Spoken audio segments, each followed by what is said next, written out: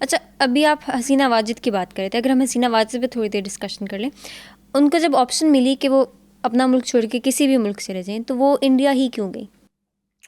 इसकी बहुत सी वजूहत हैं। एक तो ये कि शेख हसीना का टिल्ट जो है वो इंडिया के साथ बड़ा अच्छा, बड़ा बेहतर, उनका टिल्ट बहुत ज़्यादा इंडिया की तरफ है, क्योंकि जो इंडिया के अंदर वेस्ट बंगाल है, जो बंगाल डिवाइड हुआ था 1947 में, उसका जो वेस्ट बंगाल का हिस्सा है, कोलकाता जिसका कैपिटल है, वहाँ की जो चीफ मिनिस्टर ममता बनर्जी तृणमूल कांग्रेस की, एक तो उनके साथ उनका, क्योंकि हम जानते हैं बांग्लादेश और वेस्ट बंगाल के दरमियान वो बॉर्डर है, आना जाना भी इस तरह है, ट्रेड वगैरह भी कभी कभार कोशिश की जाती है, लोगों को भी आने जाने की इस तरह हमारी इतना पाकिस्तान इंडिया की तरह की सख्तियाँ नहीं है। और दूसरा ये कि शेख हसीना का मोदी के साथ भी जो है बड़ा अच्छा ताल्लुक था, इतना अच्छा ताल्लुक था कि मोदी बांग्लादेशी सॉइल पर खड़े होकर कहते हैं, शेख हसीना प्राइम मिनिस्टर हैं, कहते हैं कि हमें बड़ा फ़ख्र है, हमने आपको आज़ादी दिलाई। और शेख हसीना बजाय इसके ये कहने के जी हमारी अपनी भी कोशिश थी, बंगाली भी खुद उन्होंने भी स्ट्रगल की थी, वो इस बात पर तालियां बजा रही कि जी मोदी कह रहे हैं जी आप लोगों को हमने आज़ाद कराया।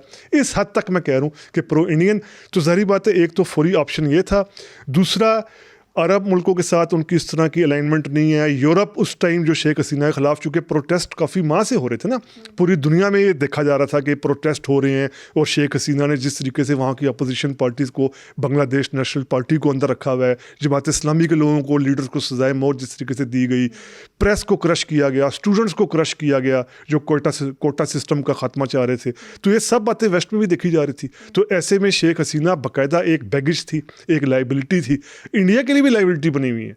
इंडिया के जो अभी सीरियस हल्के हैं मीडिया के, सियासी, वो यही कहते हैं मोदी को, यार शेख हसीना हमारे पर लाइबिलिटी है, बांग्लादेश में इनके खिलाफ इतनी नफरत है, हमने इनको यहाँ रखा हुआ है, वहाँ बांग्लादेश की गवर्नमेंट डॉक्टर यूनुस इन पर कत्ल के मुकदमा चलाना चाहते हैं। तो ऐसे में इंडिया ने शेख हसीना को रखा हुआ है, तो इससे बांग्लादेश और इंडिया के ताल्लुकात भी मुतासिर होते हैं। तो शेख हसीना का बहुत ज़्यादा टिल्ट इंडिया की तरफ।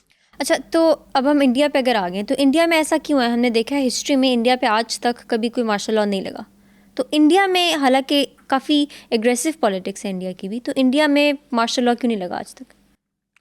इंडिया में इमरजेंसी लगी है, वहाँ के कॉन्स्टिट्यूशन के अंदर एक इमरजेंसी की आर्टिकल है जिसको 1975 में इंदिरा गांधी ने लगाया था, इमरजेंसी डिक्लेयर की थी, और उन्होंने 2 साल तक ये इमरजेंसी चली थी, जिसमें इंदिरा गांधी के जो अपोजिशन लीडर्स थे, प्रेस थी, स्टूडेंट्स थे, इन सबको गिरफ्तार कर लिया गया था। लेकिन आपकी बात सही है कि मार्शल लॉ कभी नहीं लगा। आप थोड़ी देर पहले जो मैंने बात की उसको ज़हन में रखिए कि इंडिया एक किस तरह की फेडरेशन है। इंडिया एक इस तरह की फेडरेशन है कि जो नॉर्थ इंडिया है वो मुकम्मल तौर पर और है, और जो साउथ इंडिया है वो मुकम्मल तौर पर और है।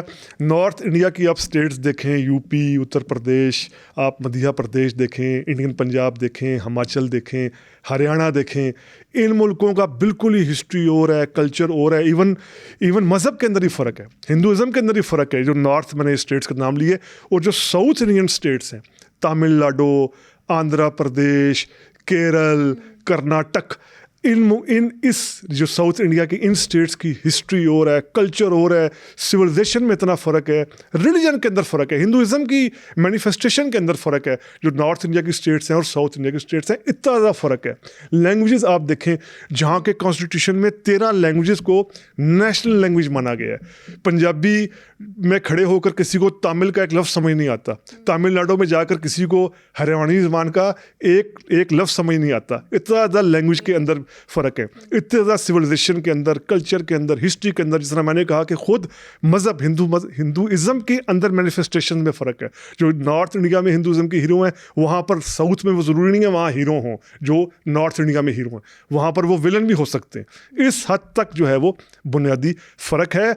और ये फ़र्क फिर ऐसा होता है कि जिसको ज़री बात है, उस मुल्क की फ़ौज देख रही होती है कि यार कोई मार्शल लॉ लगेगा, ज़री बात है एक ना एक रूलर आएगा, वो फिर किस तरह सेंटीमेंट्स को कंट्रोल करेगा। आप जाइए ना, कोई जनरल उठ गया, मिसाल दे रहा हूँ, वहाँ का कोई पंजाबी जनरल हो, हरियाणा का हो, यूपी का हो, राजस्थान का हो, यहाँ का जनरल लगाए तो किस तरीके से वो फिर तमिलनाडु कैसे कंट्रोल होएगा, साउथ का आंध्रा किस तरह कंट्रोल होएगा, मणिपुर कैसे कंट्रोल होएगा, आसाम किस तरह कंट्रोल होएगा, जम्मू किस तरह कंट्रोल होगा। तो अभी तो कंट्रोल करने का वहाँ सिस्टम है कि आप वहाँ हर स्टेट में इलेक्शन करा देते हैं, हर सूबे में वहाँ इलेक्शन करा देते हैं, वहाँ चीफ मिनिस्टर मुंतखब हुकूमत कायम हो जाती है जो वहाँ के सेंटीमेंट्स लेकर होती है। तमिलनाडु की रीजनल पार्टी अलग है, DMK, वेस्ट बंगाल की रीजनल पार्टी तृणमूल पार्टी है, आंध्रा की रीजनल पार्टीज अलग हैं, कर्नाटक की अलग हैं, तो वहाँ की रीजनल पार्टीज जीत जाती हैं, चीफ मिनिस्टर बन जाता है, तो वो जो पब्लिक सेंटीमेंट होता है वो उसको चैनलाइज करने का तरीका मिल जाता है। लेकिन मार्शल लगा तो फिर कैसे चैनलाइज होगा? एक ये, और दूसरा वो कि जो नेहरू थे, जो इंडिया के फर्स्ट प्राइम मिनिस्टर 1947 से लेकर 1964 तक, नेहरू ने जिस तरीके के डेमोक्रेटिक क्रेडेंशियल्स वहाँ मुतारिफ करवाए, जिस तरीके से वहाँ बाकायदा इलेक्शंस में रेगुलरिटी रखी, और उनको नेहरू खुद कहते थे कि इंडिया सिर्फ एक वजह से चलेगा, जमहूरियत, डेमोक्रेसी, इलेक्शंस। अगर डेमोक्रेसी ना हुई तो इंडिया चलेगा ही नहीं। यानी वो इंडिया की सॉवरेंटी को, इंडिया की बका को, इंडिया की जो आप कह लें सलामती को समझते थे कि जमहूरियत के साथ बसता है। अगर जमहूरियत नहीं होएगी तो वही जिस तरह मैंने कहा कि तामिल्स कहाँ, आसामी कहाँ, आंध्र प्रदेश के लोग कहाँ, राजस्थानी कहाँ, ये पंजाब के जो सिख हैं ये और हैं, जो यूपी के अंदर जो अवध की सिविलाइजेशन है वो और है। तो इतनी डाइवर्सिटी जहाँ पर हो वहाँ पर माशाल्लाह जो है वो नहीं लगता।